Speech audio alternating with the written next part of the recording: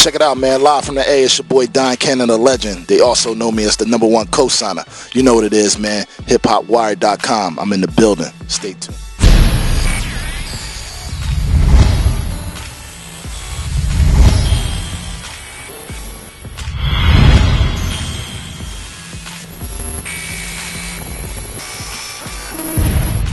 HipHopWire.com. We are here with Mr. Money Machine, Don Cannon. What's up, man? What's going on, Hip Hop Wire? I'm out here. Yo, everything good, man. So, man, you been doing your thing for a while, man, as a DJ, producer, mixtape host. So, I mean, like, let's just talk about your whole career, man. Like, what do you remember most about when you first started with the Aphilliates? Like, what's your biggest memory? Well, my biggest memory is starting out with a crew called the Super Friends, first and foremost. You know what I mean? When I was young, I was like one of the first young DJs to ever get that type of recognition, because the Super Friends were like, you know, a team of DJs that were almost 28 and up. And, you know, they was doing a lot of things, you know, around the city. And, you know, we broke off and formed our own thing with the Philly crew. At first, you know, it was just Philly, so we had to come up with a name that's Philly. And the homie Ace McLeod, which was, you know, running with us, helping us handle some of the business with B-Sense and Drum, came up with the name Aphilliates with PH in it for Philly. You know, and, you know, some of the finest memories is just building from the ground up. You know, a lot of people don't have a chance. I see a lot of people on Twitter and a lot of people on the social networks crying for a chance instead of building, you know, something from the ground up. I know it's hard, but we did it. You know, you sacrifice a lot. You sacrifice sleep. You sacrifice eating. You sacrifice, you know, health, family, a lot of stuff in order to do what you want to do from the ground up. And, you know, that's one of the fondest memories I have of, you know, building a brand like Cannon, or, you know, even with the Aphilliates, and then, you know, any other brand we've had, from Gangsta Grills and, you know, so on and so forth. Right. Now, one of the craziest things that happened with the Aphilliates, man, was when you guys got arrested. like you guys got arrested basically over mixtapes. Like, can you talk about that situation? It was really a big misunderstanding. You know what I mean?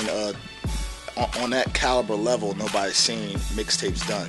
You know, what we've done, you know, they've had mixtapes in the past where we had DJ Clue, Doo-Wop.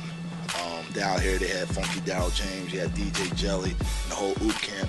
But what we basically did was we took an artist, made it an album style cover, and started putting them out like that, you know what I mean? And that kind of raised the awareness, because, you know, we had CeeLo and Gnarls Barkley when they first started. That was one of the hottest mixtapes we had, and, you know, he gave us a chance to really help them, you know, break the album. But it looked like a album, you know what I mean? So the real, you know, the RAA and everybody didn't really understand what it was. So, you know, it came down to something that were looking like bootleg, and, you know, so on and so forth. But you know, it really came out good. And, you know, in the end, they really, you know, we raised awareness for the RIAA to learn and, you know, find out things about, you know, how the mixtape game goes, how the promo game goes.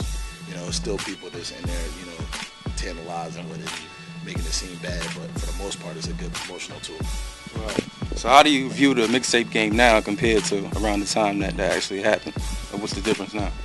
What the difference is now is this, you know, creating that awareness. Back in the day when we got arrested was kind of like we're basically, you know, making the companies say that they've given us the right to do this, and also putting that promotional thing out for free. You know what I mean? Before it wasn't like a thing where it said free on it.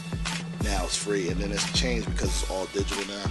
It used to be a lot of formats, going around, handing them out, doing different things. People still do it in hard copy fashion, but now it's based on, you know, how many downloads you have, and, you know, it's more of the impression game now, or where, you know, what site is having it first, or who's, you know, pushing it first. You know, that's where we're going with it in this new era. It's digital.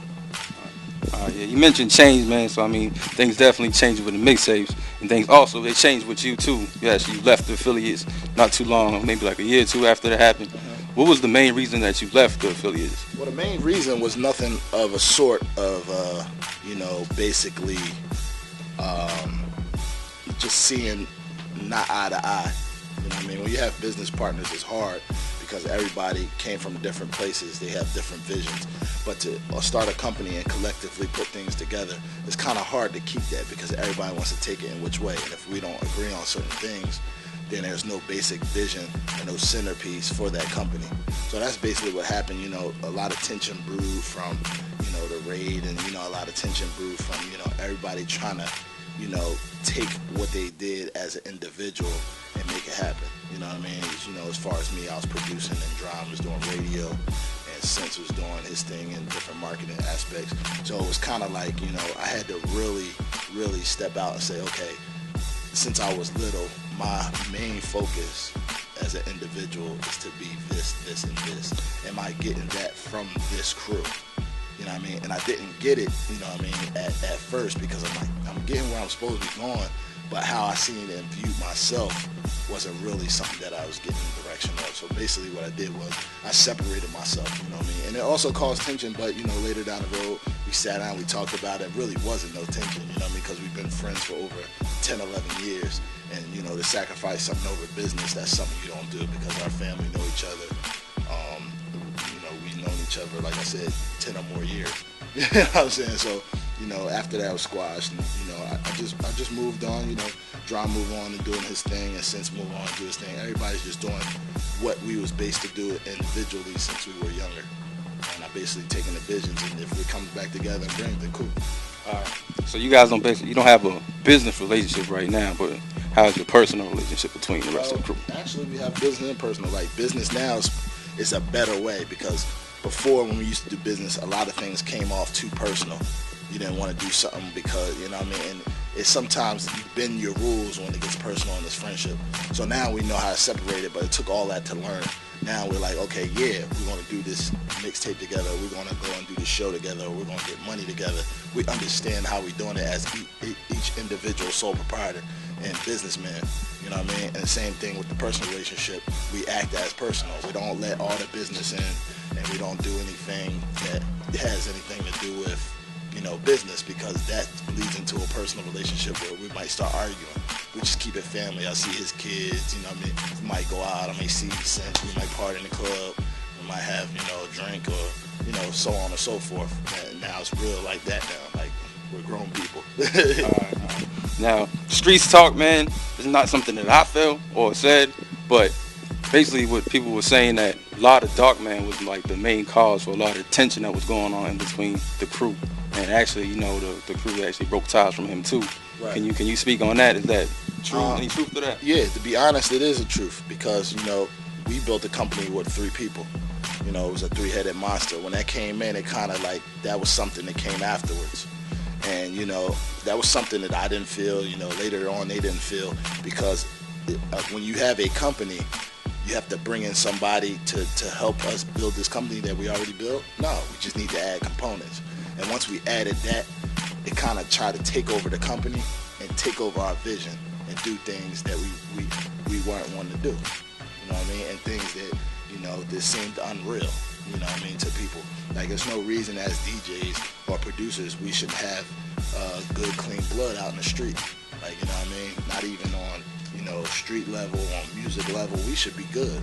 We should have a beef with no artist. There's no way in the world a producer or, you know, or a DJ should have problems with an artist in no shape, form, or fashion. So, you know, a lot of people wouldn't deal with us from day one have had relationships with us. If you take an example, T.I., we've known him since, you know, his first album, I'm Serious, and doing his things. He was come by the crib. He was doing things according to our cell phones, according to our text messages and emails. Later down the road, when you add that into a business and that person, we start phoning that through that, somebody would feel some type of way or take it that personal. You know what I'm saying? And that's a point where I didn't want to sacrifice my relationships with any artist over no business moves. You know what I mean? Because that's all you have.